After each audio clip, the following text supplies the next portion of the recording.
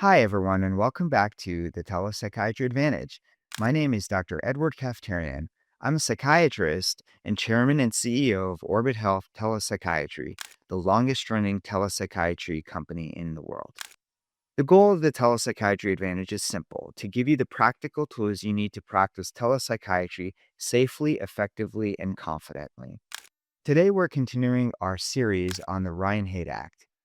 In episode 1, we covered the history of the law and its core requirement. You need to have an initial in-person medical evaluation before you prescribe controlled substances via telemedicine. We also discussed some of the exceptions to that rule for prescribing controlled substances, and one of those exceptions was the public health emergency, the COVID-19 pandemic. Flexibilities were put into place because of the pandemic. And since then, these flexibilities have been continued with extensions. And today, we're looking at where we're at, where we actually stand right now in the trenches, what political shifts are impacting our field, and how to safely navigate the runway leading up to December 2026. And why am I mentioning that date, December 2026? Well, that is the telemedicine cliff, and we're going to talk about that a little bit more. But first, I want to tell you that I'm a physician. I am not an attorney. So if you need any legal advice, you are not going to get it here. This is for educational purposes only, not for legal advice. And telemedicine law changes quickly. So if you want to make sure that you are 100% compliance with the law, you need to consult a qualified attorney. So now that we got that out of the way, I also want to mention that we're recording this episode in May 2026, and things can and will change. So make sure that you stay up to date by following the local laws, your federal law, state law, and also the Telepsychiatry Advantage. And once again, get an attorney because that's going to be helpful too. The Medicare warning and the telemedicine cliff. Over the last few years, the entire telepsychiatry industry has been holding its breath, staring down what's been ominously called the telemedicine cliff. Ooh, that sounds scary. Okay, so what does that mean? Simply put, the telemedicine cliff is the sudden catastrophic drop off of patient care that would occur if we as psychiatrists are not allowed to prescribe controlled substances via telepsychiatry, and also telemedicine as well, not just for psychiatrists, but for other medical specialties as well. That's the telemedicine cliff, where waivers simply expire overnight, meaning the flexibilities that were put in place by the pandemic suddenly stop, and now we have to see our patients in person at least once before prescribing controlled substances via telemedicine. And that would be a catastrophic occurrence because for many providers, seeing their patients in person is not an option. They may live very far away. And as a result, millions of patients who rely on telehealth for vital medications like ADHD medications, medications for opioid use disorder like buprenorphine, if they're getting prescribed and seen via telemedicine, telepsychiatry, they would lose access to their prescriptions. And we as providers would be legally prohibited from continuing to see them remotely until, as I said once before, you need to see the patient in person. And now a quick word from Orbit Health. Orbit Health is a telepsychiatry company that provides services to California County Behavioral Health. If you're a psychiatrist interested in working with a company that will support you and put you in the best position to succeed, there's no better choice than Orbit Health. If you want to learn more, go to orbithealth.com. Thanks. If you want to know what falling off that cliff actually looks like, we got a taste of it last year. September 30th, 2025, Medicare's telemedicine flexibilities abruptly lapsed. And for 41 days, there was chaos. People didn't know what to do because They were told that they could no longer prescribe controlled substances for patients unless they had seen the patient in person at least once, because the flexibilities that were put in place because of the pandemic suddenly expired.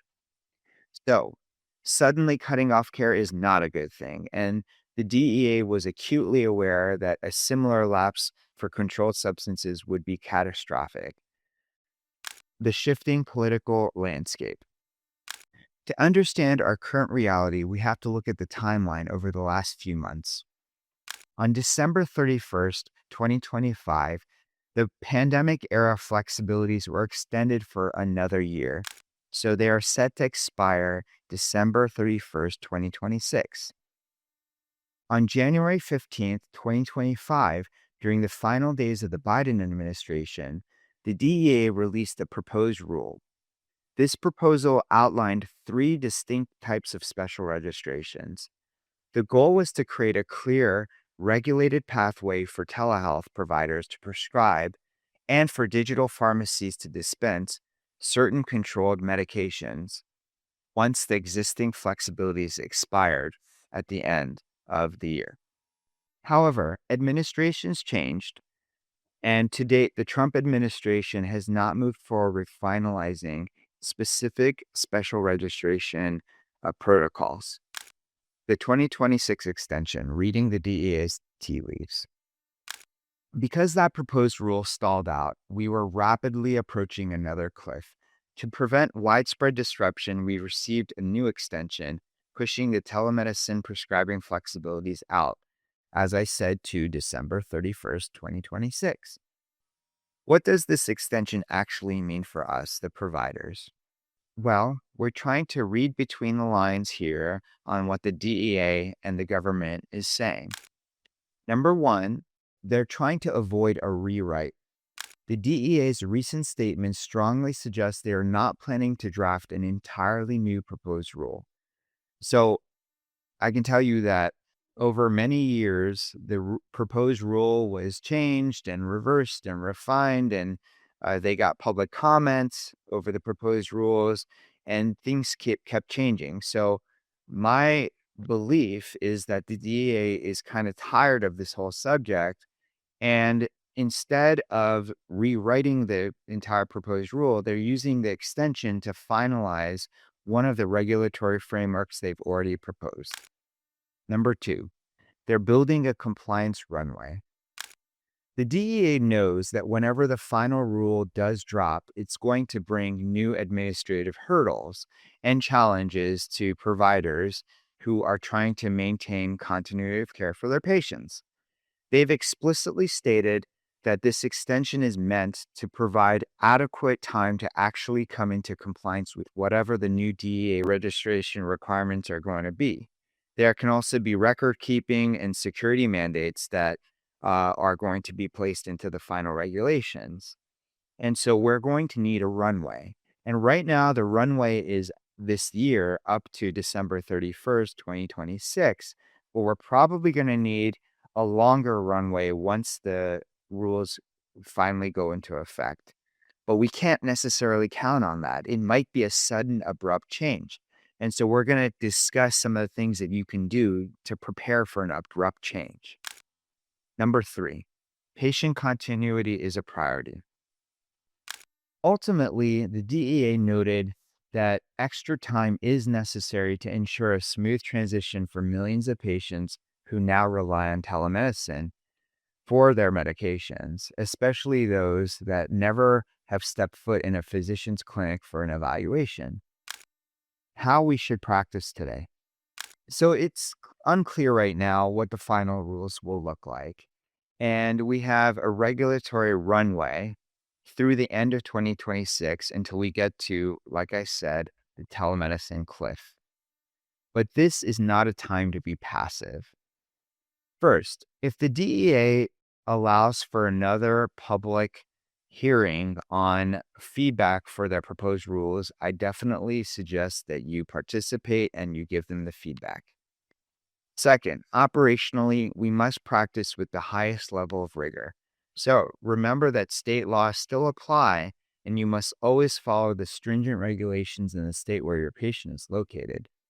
Your clinical documentation needs to be bulletproof, clearly reflecting why a controlled substance is indicated, why telemedicine is the appropriate modality, and how you're actively monitoring for diversion.